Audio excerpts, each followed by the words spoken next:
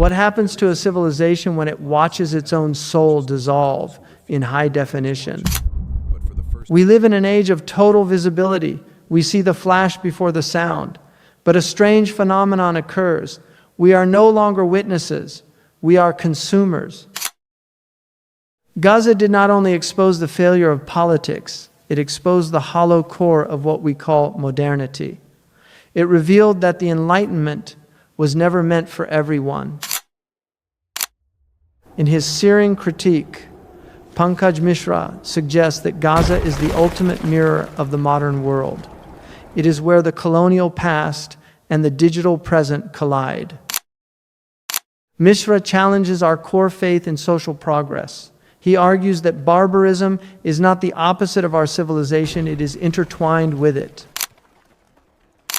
Before you can kill a human being, you must first kill the idea of them. In the laboratories of power, language is the first weapon.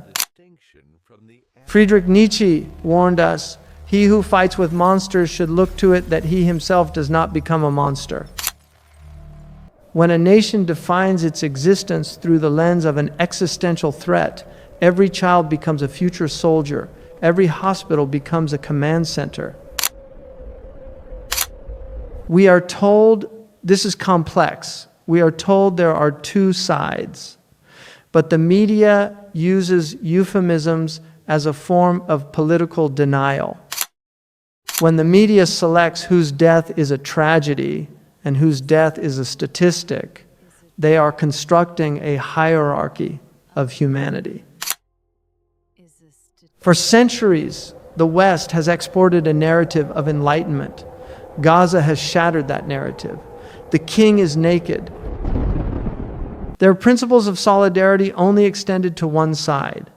This silence is a moral failure rooted in a colonial legacy that still views the global South as subhuman. Memory is not just about the past. It is a tool for the present. In Hebrew, the catastrophe is the Shawa. In Arabic, it is the Nakba. But when you use the memory of your own suffering to inflict suffering on others, you haven't learned from history. You have only learned how to repeat it. Gaza is not an isolated event. It is a node in a global network of majoritarian nationalism. This is the new dark age, an era where civilization and barbarism are no longer opposites, but partners. But there is a crack in the wall. A new generation is experiencing a moral adulthood.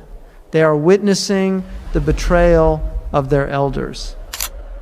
The great loneliness of the Palestinian struggle has for the first time ignited a global revolutionary challenge. The world after Gaza is a world of shadows. We can no longer pretend that progress is inevitable. Perhaps the first step toward recovery is truth. Pankaj Mishra's work is not a funeral dirge for humanity. It is a wake-up call.